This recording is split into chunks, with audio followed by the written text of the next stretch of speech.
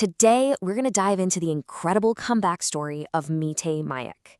It's this amazing tale of cultural resilience, and it shows you how a piece of history, something that was almost completely lost, can be brought roaring back to life.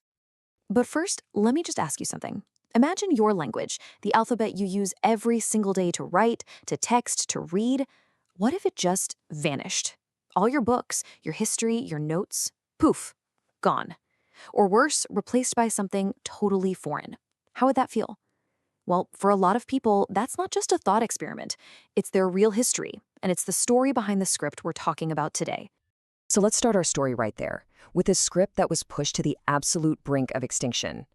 This is the story of the fall and the eventual incredible rise of an ancient writing system from Northeast India. What we're talking about here is Meitei Mayek. It's the traditional native script for the Manipuri language, also called Meiteilan. Think of it as the original written voice of the people in the state of Manipur. And the timeline here is just wild.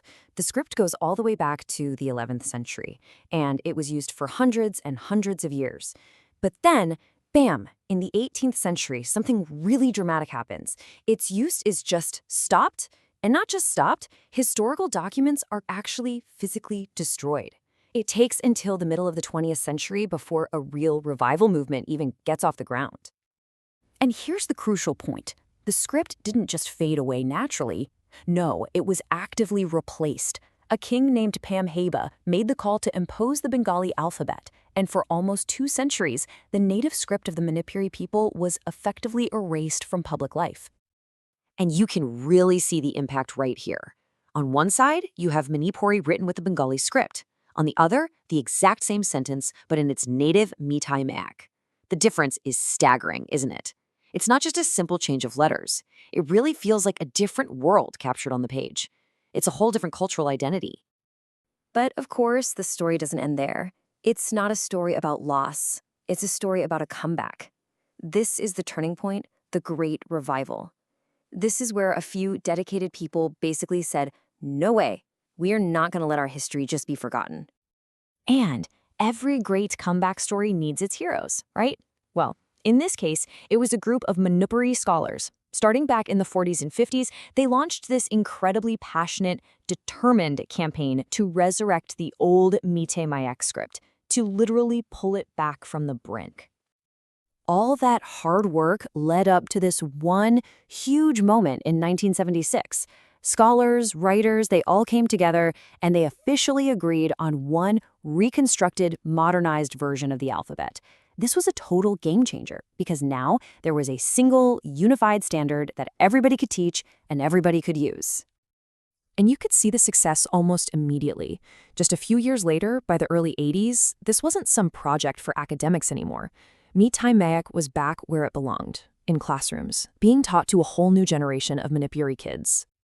And this is what that success looks like today. I mean, look at this, a colorful primer for teaching Meitei Mayek in kindergarten. It's bright, it's modern, and it means the ancestral alphabet gets passed down from the very beginning of a child's education. It's a truly beautiful, full-circle moment. So now that we know its incredible survival story, let's take a closer look at the script itself. Because Meitei Mayek isn't just any old alphabet. It has this design philosophy that is, well, it's deeply and uniquely human.